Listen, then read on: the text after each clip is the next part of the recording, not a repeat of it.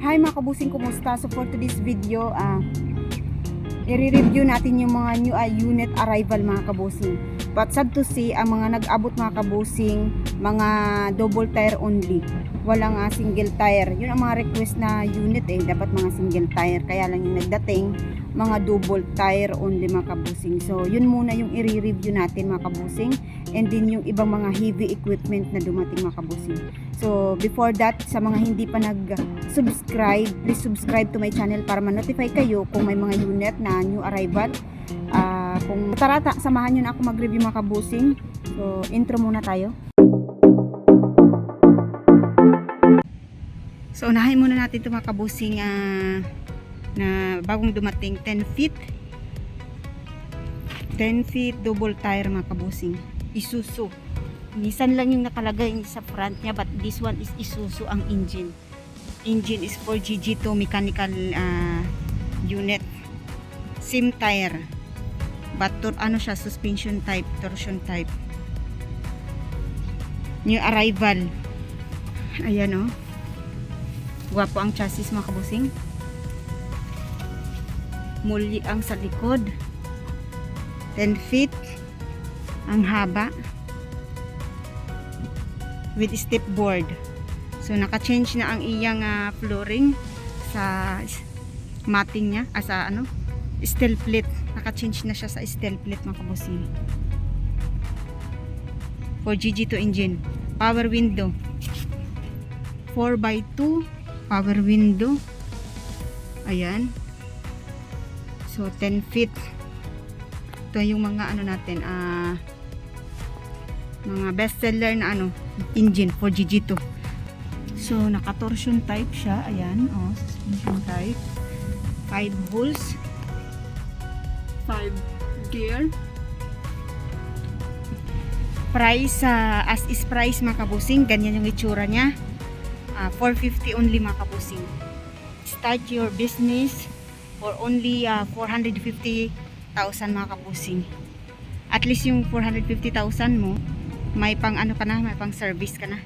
Pero kung iparikon mga kabusing, price is 480 mga kabusing. 480. Ibig sabihin ng recon, alam niyo na siguro kung ano yung ibig sabihin ng recon. Ibig sabihin,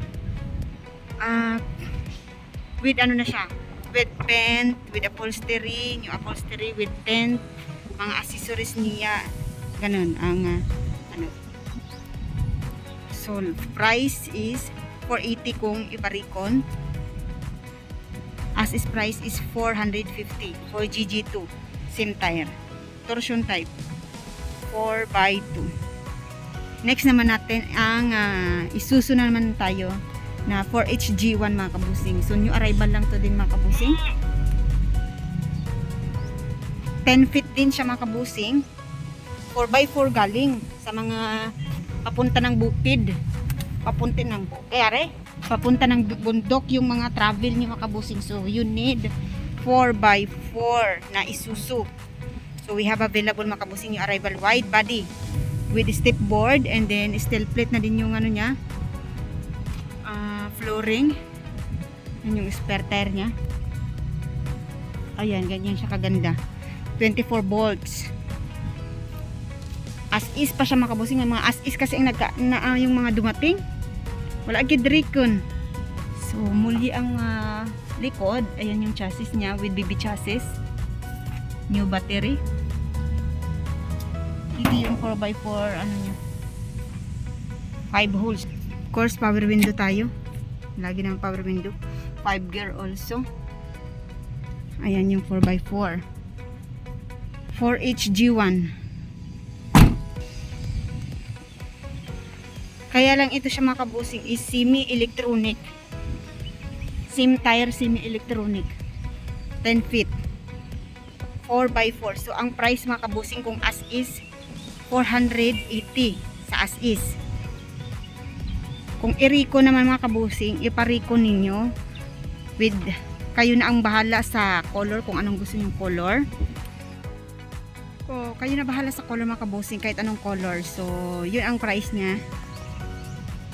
Recon price mga kabusing is 530 with pen, complete accessories, and then tent, So, yan ang price niya mga kabusing. Next naman tayo. Next is ang haba nito is 11 feet mga kabusing. Canter drop side as is. Engine 4D35 mga kabusing. Gwapo kaayo ang engine niya. Fully manual. 5 holes. Mulye ang front. Ayan, mulye. Camel type ang chassis. Camel type. Ano oh? Camel type. Very good kayo with this spare tire. Maganda yung kaubran nila ng ano. Kagawa nila ng cargo box with step board of course. Steel plate na ang iyang cargo box.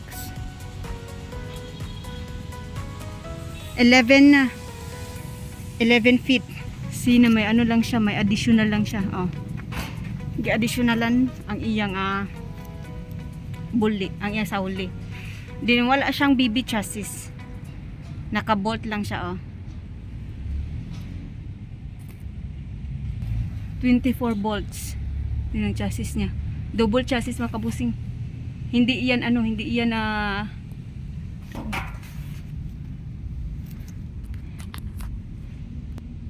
hindi ito dinugtungan, nakaano na yan siya, double chassis siya mga kabusing.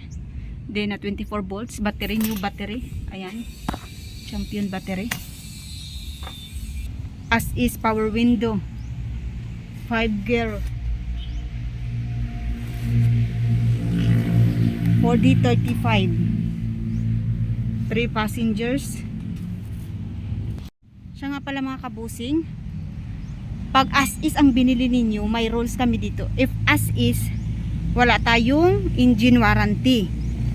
But free siya ng registration and free tolls. Pero kung recondition ang binili ninyo, we have engine warranty for 1 month mga kabusing. So, di ba sayang kung hindi kayo makaka-avail sa engine warranty.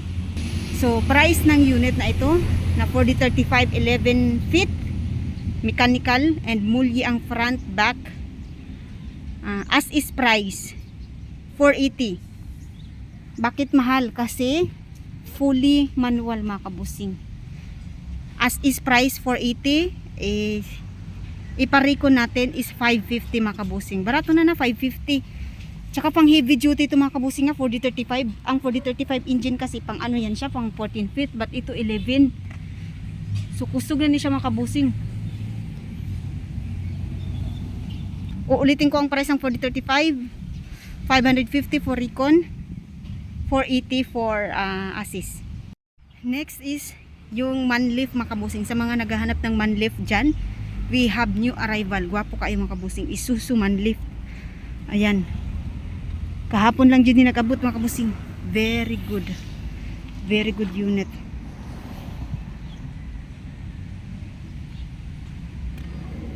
Sim tire, mulye pagod ang front. Ayan, yung spare tire niya, gwapo. Ito ang loob niya, ayan.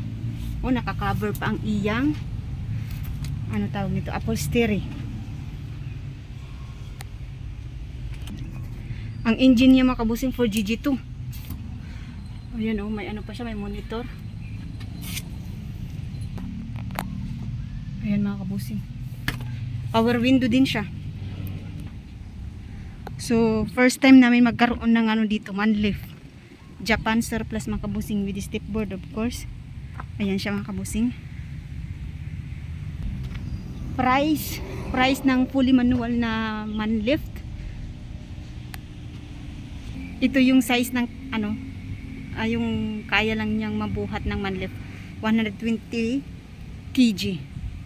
kilo, di ba?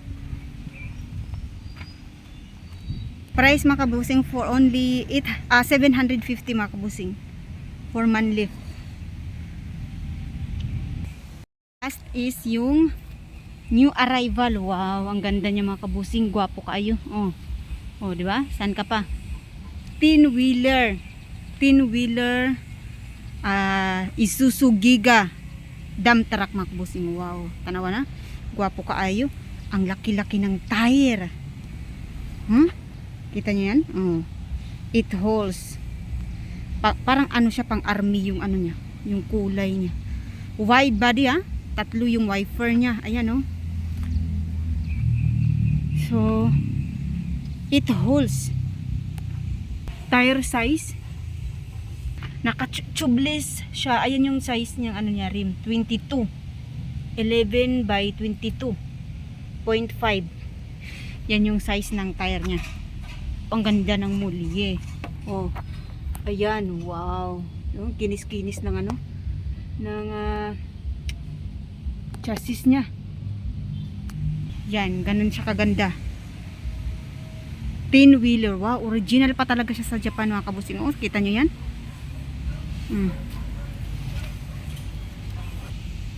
Ang laki ng chassis mga kabusing. Ayan oh. Pang heavy talaga. Pero ano lang to siya mga kabusing, 4x2. Hindi siya 4x4, 4x2. Ayan. Original mulye mga kabusing. Oh. Oh, saan ka pa? Original mulye. Ikot tayo dito. Tingnan natin dito sa likod. Ayan. Ayan. So mga capacity nito mga kabusing, estimated ko kung ipa-additionalan dyan, tanggalin to siya tapos additionalan mo ng steel plate, baka abot na to ng mga 18 or 20 cubic, mga ganun. 10 wheeler na kasi siya 18, 20, mga 20 ganyan siguro. So ganyan kaganda. Ayan oh. Ang linis-linis mga kabusing. Very good. May ano pa, may mga clearance light, di ba? Ganyan kaganda ang ano, 10 wheeler, original from Japan. Ang laki ng ano na, lalagyan ng diesel. Yan. Ito yung ano niya, gross weight. Ayan, 24,000 and then net weight is 12,000. Total passenger 3. Okay natin siya mga kabusing. Punta tayo sa ano. Tingnan natin dito sa loob. Dalawa yung ano niya kasi mataas. Ay, sus Maria. Ayan siya mga kabusing. Nandito na ako sa ano. Ang dami naman ng ano. Yan yung mileage niya. Okay na bahala. Ayan. Power window din siya. Din may tulugan sa likod. Nakabalot pa yung upholstery niya mga kabusing. Din with compartment. Marami siyang compartment. Yan o. Malalagyan ng ano dito sa taas. Ano ba? Paano ba ito pagbukas? Ayan. So, curious na ba kayo mga kabusing kung magkano to? Siyempre maganda yung unit. Mahal din siya. So, ano nga ba yung engine nito mga kabusing? Engine mga kabusing is 6WF1. Oh, shout out sa ano ko. Payong ko nandun. So, engine 6WF1. Original from Japan mga kabusing. So, sa naghahanap ng mga 10-wheeler dump truck dyan, we have available right now mga kabusing. Price. So, ito yung pinaka-aantay ninyo, yung price ng unit na to. So, according to my boss, my big boss, price is 2.1 mga kabusing. So, sulit naman yung 2.1 nyo, oh. Ganyan kaganda yung unit mo. Oh. 10-wheeler. Oh, first owner ka pa. Free registration and we have engine warranty mga kabusing. Very guwapo kaayo na unit. Okay na? Comment down below mga kabusing ha. Anong unit yung ma-requested nyo? Muna mga kabusing, yun lang ang mga bagong dumating mga kabusing ng mga unit. Sa mga hindi pa nag-subscribe, please subscribe to my channel mga kabusing para ma-notify kayo. Sa mga new arrival mga kabusing. Napakainit kaya nakaganito ako.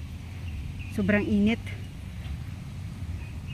So, see you in my next vlog mga kabusing. Please subscribe. Thank you so much. God bless.